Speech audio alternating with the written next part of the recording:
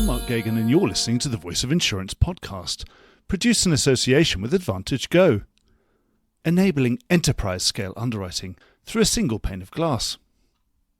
Today's episode has a really special feel to it, and that's all down to this week's guest. Graham Evans is Executive Vice President and Head of International Insurance at Westfield Specialty Insurance and is bringing all that experience to bear as US mutual group Westfield looks to build out a globally diversified specialty operation to complement its core US insurance business. In this podcast, we assess the prospects for the London and broader international specialty insurance markets and go into detail about Westfield International's ethos and growth strategy moving forward. Graham has been working in the underwriting rooms of the London market since the mid-1980s, so has been a London underwriter, boy and man, through markets of all descriptions. This is the sort of experience that is exceedingly hard to replicate, and, listening back to this recording, it's plain that all his answers bring a lifetime of London market expertise to bear. This makes for a very enjoyable listening experience, particularly when the current prospects for the London market are looking more exciting than at any other time in Graham's long career. So listen on as Graham explains how the 177-year-old Westfield Group is planning to bring something a little different to the already eclectic mix of the London and international insurance markets. Enjoy the podcast. Graham, welcome to the Voice of Insurance. Thank you, Mark. My pleasure to be here. For anyone who doesn't know you, you've been in the market quite a long time. Why don't you briefly introduce yourself, run us a bit through your career and how you got to the position you are now? Yeah, I've been in the market a very long time, a bit like you, I think. But in the mid-80s, I arrived on Lime Street, fresh from school, having suffered a fairly average career as a student. Turned up with a couple of A-levels and found myself applying for jobs and ended up on Lime Street in an insurance company, not really having a great view of what that meant. What was the first place you worked? I worked for a company called St Catherine's Insurance Company. I think that was probably, I arrived in 1992 and St Catherine's may well have not been around by then. I suspect not by then. Yes, I think it was, from memory, it was owned by a broker. It's something closely related to Minette. Right. But somebody may be listening to this and call me out on that. I could be wrong. Well, yes, but we can do some research, and if there is any more light shed on that, I'll put it in the notes to the podcast. Yeah. For anyone interested in ancient history of insurance. It really is ancient, for sure. So I'd started out with St Catherine's and really just photocopying and passing telexes around. That tells you how long ago it was. And I probably had a pretty dreary career for a number of years, as probably many of us did, just working out, trying to understand and work out what insurance was all about, but moved absolutely into the underwriting side of the business and stayed firmly in that throughout my career. So you're a man and boy underwriter? Absolutely. Man and boy underwriter, and always in London. So I haven't fled the centre of London for an insurance career. So some highlights is probably more interesting than talking about the nuts and bolts of my 90s underwriting career. Well, you mentioned Aegon, briefly, yes. Aegon UK, which I do remember. I worked at Aegon in the 90s as a professional lines, and that's probably the time when I really focused on professional lines as a business, which was most of my underwriting career was really in that sector. I actually left there to join Chubb because in the professional lines market became more of a D&O market, and at the time, the real founding companies around D&O were people like Chubb and AIG. And the wonderful thing about Chubb is they were extremely good at training people. So I think I probably took a slightly lesser job in Chubb just to actually get the benefit. To learn. And I think that's a really important lesson for everybody, that it's okay to do that sort of thing. It's better to try and learn things properly than to wing it, shall we say. So yeah, a period at Chubb, and then I guess a big point for me, 2003, I joined a gentleman you'll know well, John Sharman at Axis. And that part of my career certainly opened my eyes to I suppose, again, Axis completely synonymous with professional lines, always. Yeah, so I started up the professional lines business for them in London. So John was famously anti-professional lines for a few years, but he saw the light eventually. It was a very eye-opening experience. This was actually an insurance company that was actually exciting and interesting to work for, which hadn't necessarily been a strong feature of... Well, certainly it was a feature of that class of 2001. They were all new and exciting and had that opportunity to really do something new across the board. Whereas, you'd say the class of 1993 had been property cat, and that was where the opportunity was. And in order to diversify, they had to do lots of M&A and lots of other things. But it was that class of 2001 that really had, the first time in any of our careers, I'd say, that someone had an opportunity to really do everything, long tail, short tail, across the board. That's right, yeah. So a little bit more than perhaps historically being a filler for certain markets, being a US casualty. And I suppose giving someone like John Charman the ability to start with a completely blank canvas and clean capital and say, if I were going to construct an insurance company, an ideal one, what shall I do?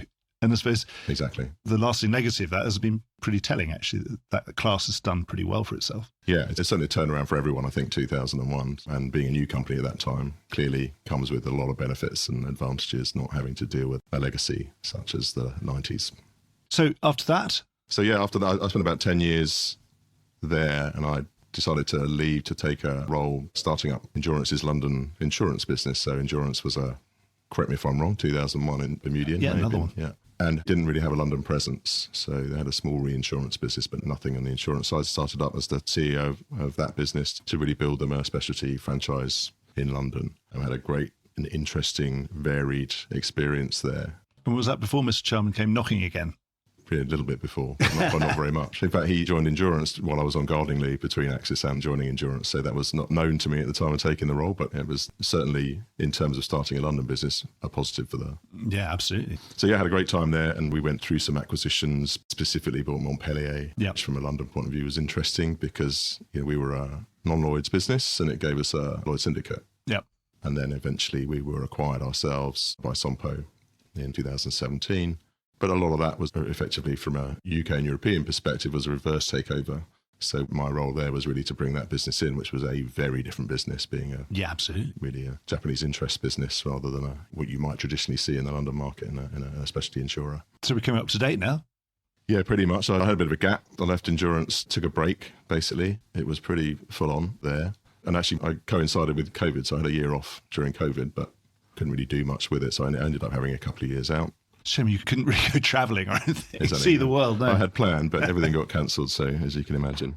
And after a couple of years, I was looking at what options might be available and thinking, really, I'd like to do something interesting. So Endurance was very interesting, and that's a business that I built from scratch. So I hired at least the first 200 people or whatever. So there were opportunities around in the market, but I was looking for something that would look a bit different and feel a bit different from what I'd done previously.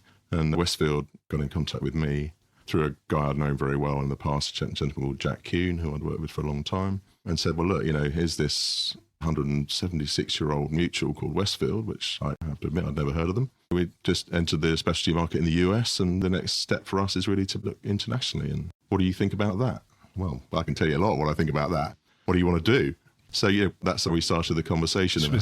You always start by saying, I'll tell you how you shouldn't do it. Yeah. Because, of course, things that make a lot of sense sort of on paper in insurance are often very much harder to execute. Exactly.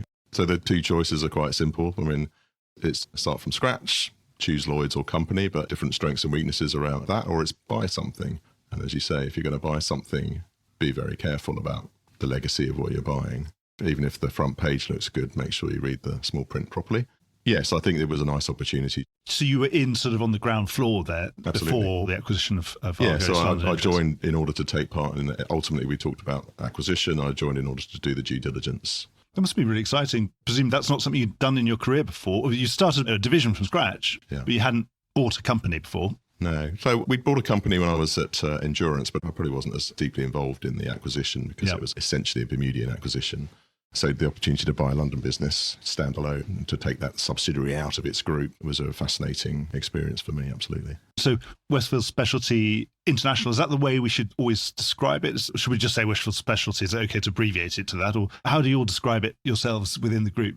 Well, both is the straight answer to that, Mark. Or even just Westfield. That's okay too.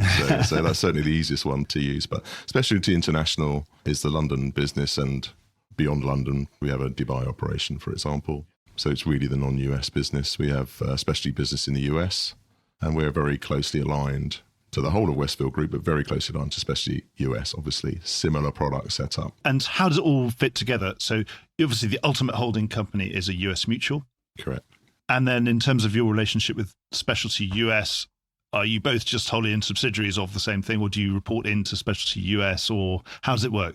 So we're a subsidiary of Westfield Group, as is Westfield Specialty in the US.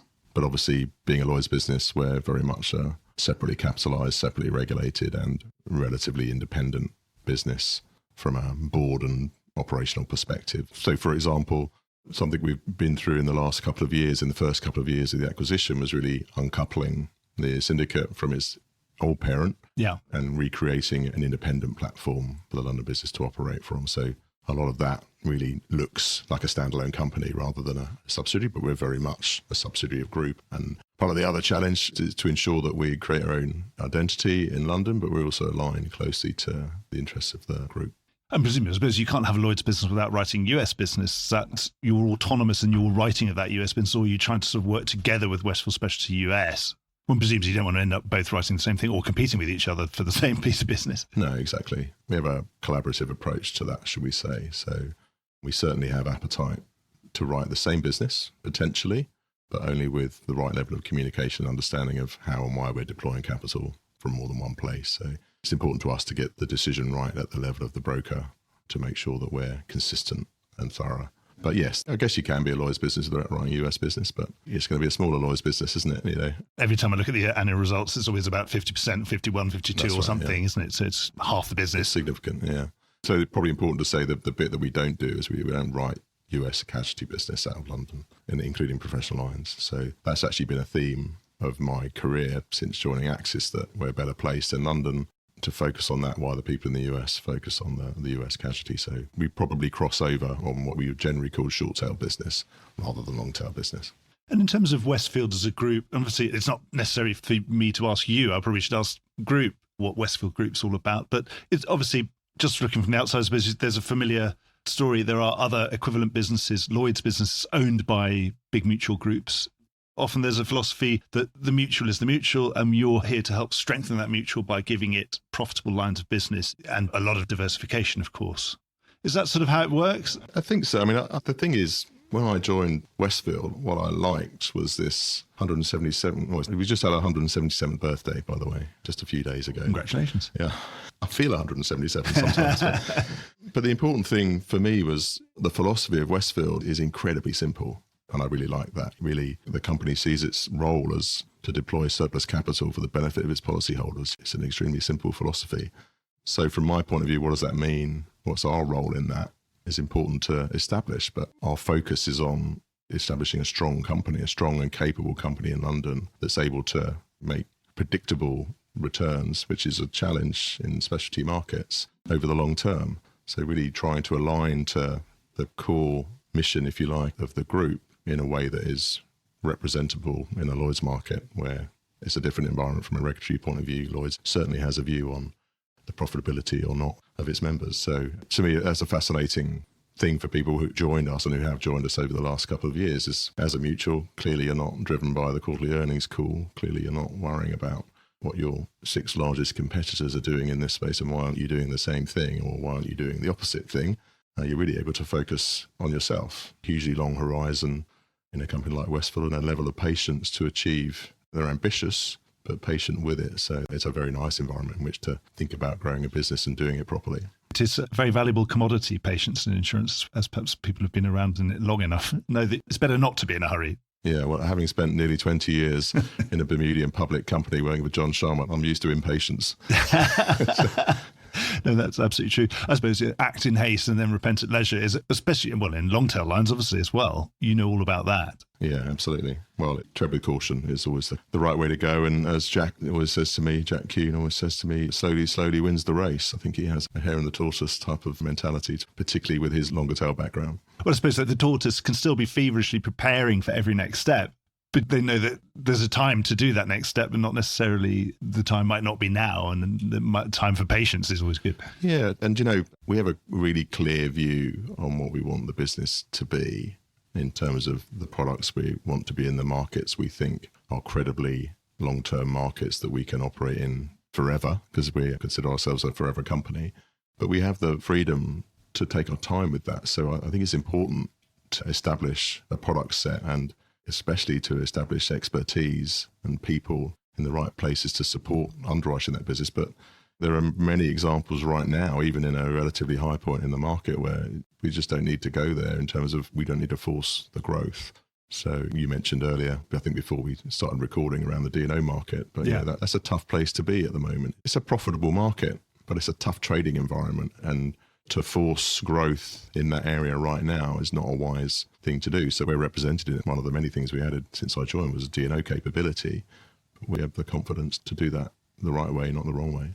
keep your powder dry. That's certainly over the last 3 or 4 years, isn't it? It's been a head scratcher of a market. But markets don't always behave rationally, and I'd say that D&O is one of the ones that is proving that in abundance, isn't it? Yeah, I've been a D&O underwriter for a number of years, and I feel it's one of the more cyclical markets, shall we say, one of the more cyclical products, probably because of the way the programs are structured. But it's hard to understand sometimes what people are thinking, as was expressed by Patrick Tiernan quite strongly not so long ago. Certainly it was, yes. I think he used the word moronic, which is very strong for someone in his position. There you are. I think that's fair enough. And it sent a very clear message to think twice before they double down on anything. Yeah. So before we go into more about the detail of the strategy that you've got, it's good to paint a picture of where the market is. Would it be right to say, as most of the commentary I've had on this program, or obviously we have the kind of way staging posts in the market, the 1-1s that we've just had, that the market might be past its peak in terms of pricing? Is that a fair starting point? We know there's so many cycles within cycles, and obviously D&O seems to live in a world of its own. Yeah, so I'd say that in 24, across the portfolio, we saw a rate increase. And we've seen the syndicate has seen year-on-year rate increase for a number of years. But equally, I think it's probably fair to say that we're moving through the peak right now. So 2025 early stages looks a little bit more competitive than 24. So it's perfectly reasonable to say we're slightly beyond the peak, but we are at possibly a relative high. But it's a good place. It's a good place. It's a volatile landscape, and let's not talk about politics, but there's all sorts of things going on in the world that create a lot of risk. But our view is that actually the opportunity and risk are pretty well balanced currently at this point in the pricing cycle. Therefore, it's a market we're willing to grow in and really to think about opportunity to diversify and improve our portfolio. And there's still plenty of opportunity. Absolutely. And that's really what keeps us interested in growth. So there, going more into specifics, what's the strategy? Obviously, not US casualty, because that's one of the red lines. But otherwise, the world's your oyster. Yeah, it is, in some ways. What are the good bits anyway? What are the bits you're most pleased about or excited to be getting involved in and thinking, well, I'm looking forward to building this new arm? I guess it starts from a place where, put it really simply, we're really trying to increase our relevance in this marketplace in particular. And of course, this marketplace is completely global. So that can mean many things. That can mean growing the diversification of products we have. It can mean growing the diversification of geographies. And also relevance could be that we'd like to write much bigger lines in the things that we're really comfortable with as well. Yeah, there is a balance there for sure. You say, I want to be relevant in the energy market and I've got a $5 million line. It's probably not going to get you very far, So No, I think absolutely. Yes, I think every broker's been there, tear your hair out, 2.5 hours, sort of, you finally win somebody round, and then you realise that they're only going to put down a 2% line, and you've wasted your time. Never having been a broker, I could never understand the disappointment. I know. I should have known that they didn't have grandly offered you a 0.5% or something. I can understand that. But I think for us, brand recognition, really getting an understanding of Westfield to clients and brokers. Actually, in the first 2 years, a lot of time was spent transitioning the business and understanding what products we needed, and if we had the need to upgrade certain elements of the business from a staff or systems point of view, putting that in motion. 25 and 26 is much more about getting out there. So we're confident and prepared for a much broader offering. We want to be sitting at the right tables at the right times to be in certain negotiations. And I think we're now in a place where we can do that. The dreaded distribution word is key to us looking forward to really make sure that the people we want to deal with understand our proposition, understand what we're thinking and how we want to work. The line sizes, things like that are just a byproduct of that type of thing. Actually, just as a kind of recap, where are we now in terms of the size of the Westfield Special International operation, in terms of just GWP and headcount, that kind of thing? So we're an $800 million business at the end of 24. Important, I think, to state that there has been growth since the acquisition. So we're around about $200 million bigger than we were at the point of acquisition. And our staff level is around 215, I think currently, maybe slightly more. It's been moving reasonably quickly, as you probably understand. Yes. And a little bit more to come in that regard. So, we've got a high level of interest in underwriting hires in particular to build that diversification and product. So a stream of hires to come in towards the end of the first quarter and into the second quarter. So we'll be heading towards that 250 number, I would think, by this time next year. But really important for the business has been the syndicate. The other thing I haven't mentioned, I suppose, in that transitional period is to really secure our profitable base and our profitable business, which clearly is an important thing. And the syndicates will post a good profit for 24, and that's the 4th consecutive year for the syndicate profitability. So I think it's in a good place to invest and to think about the future. And sometimes it's some of the best advertising you can do is make plenty of profit, and it does get buyers' attention. Yes, people don't want to overpay for their insurance, but at the same time, they don't want to deal with people who are dealing with losses year after year and compounding losses year after year. You think, well, maybe I shouldn't be insuring with them. I'm not sure they're going to be here forever, are they? Well, it's always a difficult conversation, right, with a client. But my view is the best proposition for a client is a stable, profitable business that understands what it's doing and provides a great service and a great outcome. That should be key. But you won't be able to do that if you're not making money. Well, I mean, not every customer wants that. They just want the cheapest deal sometimes. But generally, yes, the better customers, they want to deal with sustainable people who are going to be there, and someone they can really invest time and build a relationship so you can both get to know each other and really get more comfortable with each other and really trust each other because you've been working together for 10 years. Yeah, absolutely. Every broker's had customers that everyone knows, the ones who are just going to dump everybody because they can get 20 points off. And they're difficult customers. Ideally, you prefer the ones that you can really build that relationship with and spend the time with. So one thing in terms of expansion, I was reading the press recently, was reinsurance that you were looking to build out a little bit, that you were a little bit underweight in. Run us through that. It's always interesting when you talk to the press. Maybe that's just what they ran off with. That was the interesting bit. So a little context is probably well, that's the good thing about a podcast. You can take it out of context and sensationalize it if you want to. But in the end, we're going to talk about this for 45 minutes. So we won't be able to have things out of context. So what we're doing very much is we've established 6 divisions within underwriting. Well, there are 6 divisions in which each of which we have an appetite to diversify, increase our product, and ultimately grow our business through those methods, both geographically and through different lines of business in the Lloyd's market. Reinsurance specifically, what we've actually done there is shrunk the portfolio from what we acquired. Part of that due to some appetite concerns, and part of it due to we lost a couple of staff there, but it was a very concentrated portfolio. I think as we look forward, we're very open-minded about growing that business back up to a size at least of what it was when we acquired it, but perhaps larger, but with an open mind to diversifying the income streams within it rather than being really focused on a couple of places. Oh, you don't have a kind of ideal split, insurance, reinsurance in your portfolio or that kind of thing? Or are you more organic about that approach? Or Yeah, we're pretty relaxed about it, but I would say we're not a company that wants to have anywhere near 50% of our business as reinsurance. We're pretty set on being insurance focused. Right. With a complementary reinsurance portfolio, absolutely. And as a buyer of reinsurance, we certainly see some pretty attractive terms in the market for a writer of reinsurance, and we're interested in that dynamic. Yeah, it's a pretty good market, and there's plenty of demand. So yeah, absolutely. And another class I was reading about was accident and health. Run us through that one. So A&H is already in our locker actually in London, so it's not a new product for us. I think what you've seen is a reference to the US strategy. Okay. So US Specialty have recently hired a leader for A&H. I think there is an opportunity. We work very closely with Specialty in the US, so that's definitely an opportunity for London, which we're really in the very early stages of thinking about. But for me, I see A&H as an obvious area of when we talk about that reinsurance strategy and diversifying that as an obvious area for our reinsurance team to be thinking about, perhaps more than our insurance team. And anywhere else you sort of survey the world and think, wow, yeah, I'd like to be getting into that in 25, 26? I think there's plenty of products that we're not particularly active in. Cyber would be a great example. The key is really, can we find a strategy that makes sense to us? We've looked at aviation, for example, and we haven't taken the plunge on that. I've always found it hard to have aviation make any sense. Tough to see a winning strategy there that isn't driven by scale.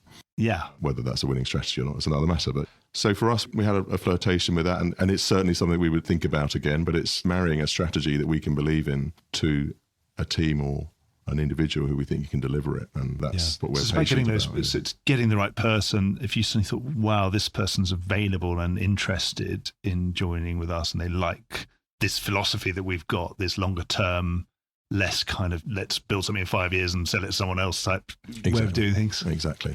So culturally, you're looking for those sorts of people who want to build something that's permanent or sustainable, semi-permanent, 177-year type permanent. So one of the buzzwords that appealed to me again when I was first talking to Westfield was the concept of stewardship. So Westfield is very centered around, they are stewards of the business for the next generation and the generation beyond that. So I think we really like that word. And really the concept of that when we talk to underwriters about portfolios that we could create that really live beyond them, that we really hire younger people in who can really then progress through the company and take that on. I think that's a really strong proposition for graduates and the younger population, that in 20 years' time it's not going to have been sold to somebody. It's going to be continuing to thrive, and the opportunity will naturally fall to the next generation. It's that idea of taking something and making it better and then handing it on to the next. And hopefully you want to leave it in a better condition than when you started. Yeah, even if that means that from time to time in the more volatile areas, it has to shrink to remain a good business. And we're absolutely committed to that with our underwriters, that, you know, the old adage of paying you to sit on your hands is a challenging one, but nonetheless, adjusting your portfolio to the market is a really important thing, right? I've probably interviewed 100 CEOs who say that they would do that. But when it suddenly see their expense ratio ballooning at the bottom of the soft market, particularly if they're publicly quoted, they're under a lot of pressure from the analysts. And I don't think they ever actually do that. So just write some of the good business. It's a tough one to make that up, isn't it? You know, particularly, as you say, particularly in a public company, or even worse in a private equity owned company, I would think. So it's an interesting philosophy, though, in terms of attracting those people. You want to attract people who want to build something, not necessarily build and then blow out and buy themselves a yacht in 6 years' time. So you probably, hopefully, you can save up and buy yourself a nice yacht at some point. But it's a different type of business person that you're looking for, rather than that kind of, hey, look, if you do this in 5 years' time, you could have, bags of money. I mean, we'd all like that, right? I guess some of the common ground we're looking for is, one of the things I think about is the motive of capital. So what's it here for? And I think we're in a phase where there's a lot of new markets turning up in London and elsewhere. And there's a lot more intermediated underwriting going on, if you get my gist.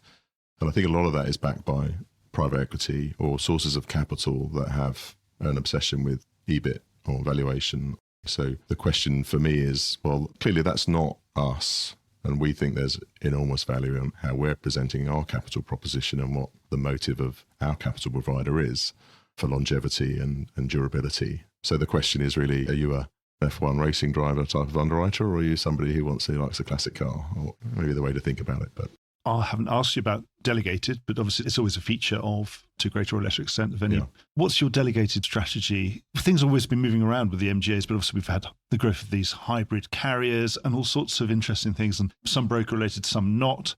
Hybrid carriers of directly connecting MGAs or aggregates of MGAs to reinsurers, for example. What's your delegated strategy within all of this? Would you rather be an open market underwriter most of the time, or your delegated is much more conservative?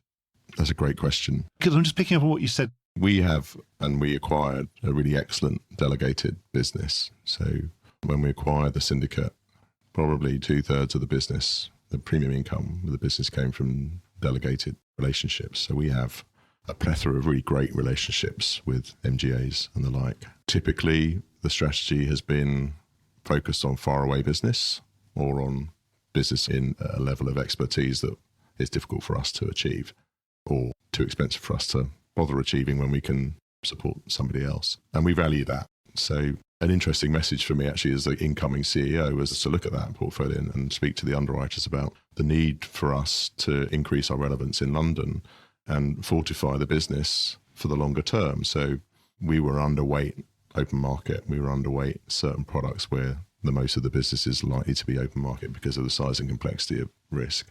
So it has been a focus with the teams we've hired and individuals we've hired to build on our open market capability. And effectively, from my point of view, that is just giving us greater resilience in the longer term and making us more relevant directly in London. But we highly value the delegated business we write. A lot of it is price submit, lead basis. We have quite a lot of underwriting control in and around that business. But probably one of the secrets to being good at delegated business is to be good operationally, to be able to manage it properly and make sure that the fundamentals are in place. You know what you've got, and you know what your risk is. You know where your money is. Well, it was always some sort of delegated relationship that only about 8 months after some natural catastrophe somewhere would have discovered that XYZ syndicate was now looking at a reasonably large loss from a hurricane or something that they really did have expected they would be on. Yeah. Because of absolutely a lack of control around exactly what those delegated. That's a nightmare scenario with delegated, right? So I think the other thing for us is it gives us a lot of exposure to smaller business, which acts differently through the cycle. Typically, I mean, we probably expect to see less price reduction in the shorter term than we might in the more volatile, larger risk area, where perhaps it's a little bit easier to break into. So it just gives us a different part of the portfolio that's significant, that we can perhaps be a little bit more predictable. And now with the technologies available, you're ingesting that information. Hopefully you're not waiting for everything to come 3 months and then 3 to 6 months before you actually know what's on. These days, there's quite a lot of technological solutions for having a nearish real-time view of what's going on, if you want to drill down into it. Yeah, absolutely. I think it's pretty transparent now. The things that with the MGAs that I feel less excited about is when there's a person sitting in Lime Street who's an MGA for D&F business coming in. I'm thinking, well, why have we added to the chain there and what's the motive of that? Yes, you need to have a good understanding that that is going to add. They better be really good, haven't they? Yeah. So, yeah, I puzzle over that. That can look a little bit short term to me.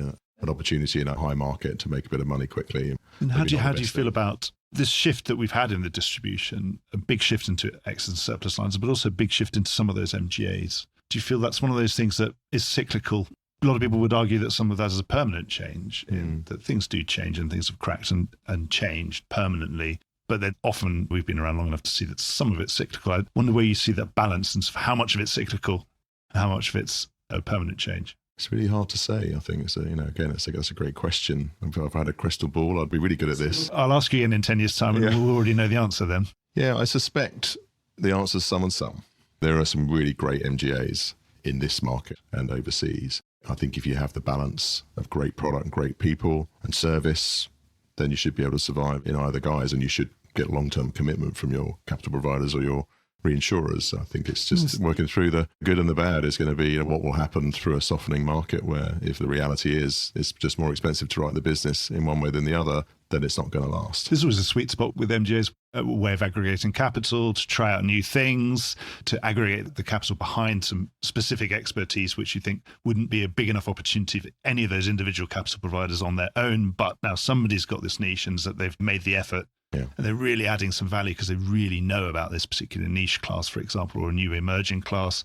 It seems to make a ton of sense, and it makes sense for everybody. And I suppose you can only have the chain arranged a certain way if it makes sense for everybody. And in the end, if it's not making sense for you because you're losing money, then you're going to have to break that chain, aren't you? You're going to say, well, I'm going to stop doing it. Yeah. So it works when it works.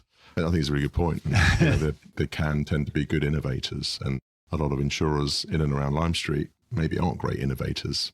So the ability to take slightly less risk backing some agency to innovate is an interesting one. We look at something like cyber. It was a classic case of some of the cyber pioneers were MGAs, and it makes a ton of sense. Yeah, and the biggest complication is the aggregation risk. So to spread that among a large number of insurers is a great way to deal with a problem that balance sheet insurers are going to struggle with. And that's something that matures in the way that cyber is going to and has done already. Then I suppose having your own open market version of that, as the class gets so much bigger, it also makes a ton of sense, and also you've learnt about it. Yeah. Well, it's key, isn't it? So part of what we're trying to do with diversifying product is to appeal to customers across more than one. And which customer doesn't have cyber on their mind is something that probably affects every single buyer we talk to. Yes, you want to be relevant. I suppose you've got to consider it, haven't you? Yeah. We've had some loss activity. Well, we're always having loss activity. Obviously, we had Hurricane Milton last year. Now got the LA wildfires. We're talking about a market slightly past its peak, or feeling like it's past its peak. Do you think this is one of those ones, some of these events are going to slightly temper some of that appetite, that competitive appetite and the appetites? Was it too early to say? We're seeing quite a lot of big numbers coming from the LA wildfires, for example. Yeah. I think it is a little bit early to say. I think the wildfires, I'm sure, are likely to cause more of a challenge in insurers' minds and reinsurers' minds than perhaps the wind.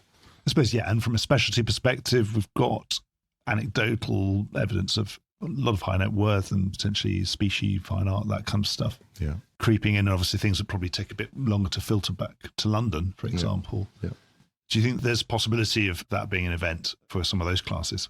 I suspect it's a surprising event for a number of classes that you mentioned. I think the reality is that every cat is a learning experience, and they're always different. They expose poor underwriting, right, or poor risk management, or whatever it is. There's usually an outlier, or there's a surprise loss. In Sandy, there was an art dealer who kept a whole lot of stuff in the basement. Absolutely. And it was all soaking wet. And the assumption thought was that wasn't a very good idea with hung hindsight. on the wall, and they would have been fine, right? So it can be really simple things, can't it, that get exposed by. I suppose yes, and that's what sometimes yes, as journalists we're there to sort of mop up and find all these interesting stories in a big event. Even in the 6 to 8 months to a year afterwards, we find out all the things that happened. So I spent, as I said before, a long time as a D&O and a financial institutions underwriter, and I used to go and talk at conferences or to risk managers and things like that, and they're excellent at figuring out where all their risks are. And banks in particular are pretty well risk managed.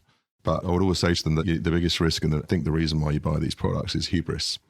And I think that's what happens, particularly in, shall we say, higher margin business. So the event that's going to hurt just gets further away every time it doesn't happen, and just gets further away from your mind. It's easier for clients and brokers to broaden product and change the way that you might write the business, and they all bring additional risk that you don't necessarily see because you have a comfort that you're pretty well away from. If your retroactive data is getting further and further into the past, there's more and more exposure, and you never quite know what you're going to find. So I think that the interesting thing with specifically about those events, or in particularly the wildfire, is I think people have probably become quite accustomed to having good Q1. And there are probably going to be a few people who are not going to have, and that's a bad start to the year. Q3, Q4 are bad, but Q1 is supposed to be very nice. Quiet quarter, right? So not so much this time, I think. Talking to sort of wider market topics, we're in an interesting period at the moment in London that I don't think I've known a time when we were just about to get a new Lloyd's chairman. Obviously, we know who that's going to be, but at the same time, we're going to get a new Lloyd's CEO. They tend to sort of give a couple of years before one moves and then the other. In that sort of time, often you get a time of sort of market canvassing, and you might be summoned into some nice fireside chat or a lunch or something in that first 100 days type scenario. So if you were canvassed and asked, right, Graham, we're new with the new team, what would you like us to do? What would you say? What would be your first sort of top of your list of things? Well, I'd say thank you for asking me that. And I'd say first and foremost, don't just talk to me in the first 100 days. It's well known that market participants are keen on continued change and improvement in Lloyd's on many levels. And I do believe that that can be really effectively done with continuous communication. Would you say keep going, doing what the previous team was doing and just execute that?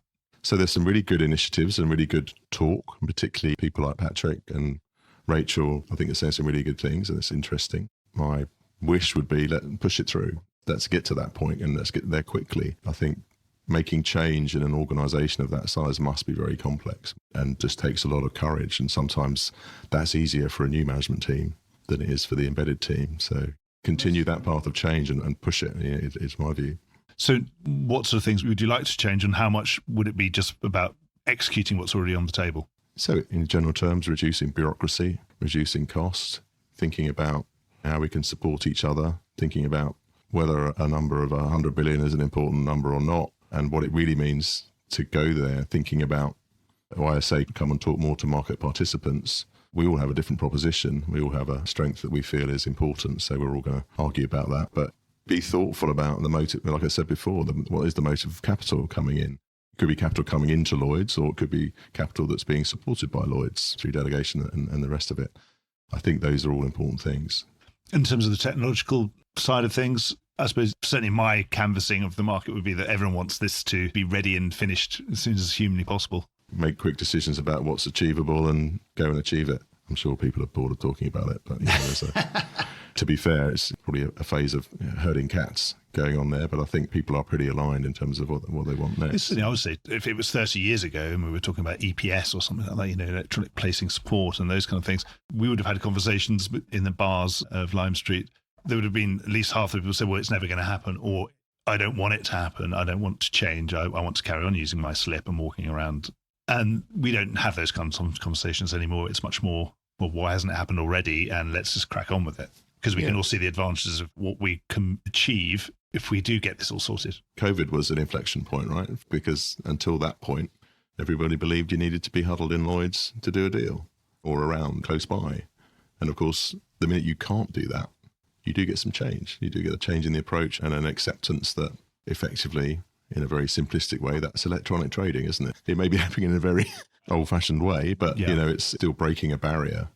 So do we wait for an event where we have to do it, or do we just get it done? Technologically, lots of things have really moved on. And in terms of, I wonder what your view is on some of these semi-automatic follow type facilities, those which have proliferated, but there's so many more consortia. They're all different, slightly different ways of doing almost the same thing. How far do you think that's going to go? Are we going to end up with a market with just a couple of leaders and then the order is filled sort of by buttons being pressed? I really feel, Mark, that we've been there before, not in a digitised environment, but the onslaught or continuation and growth of automatic follow facilities is probably started every major broker's now renewed one, and it's certainly growing.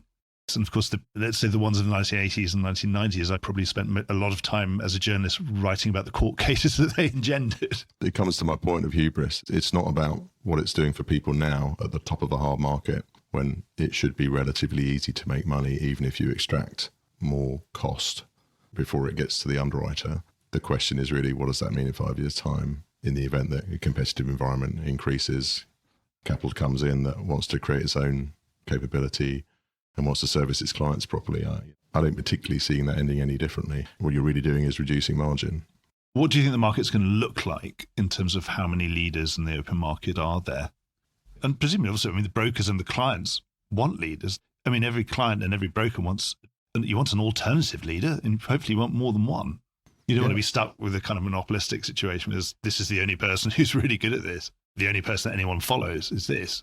I don't think it's going to look that much different. There's plenty of opportunity. As I said before, we're in a complex world. We think risks keep changing. The same risks aren't necessarily the risks of today and tomorrow, but they don't seem to reduce.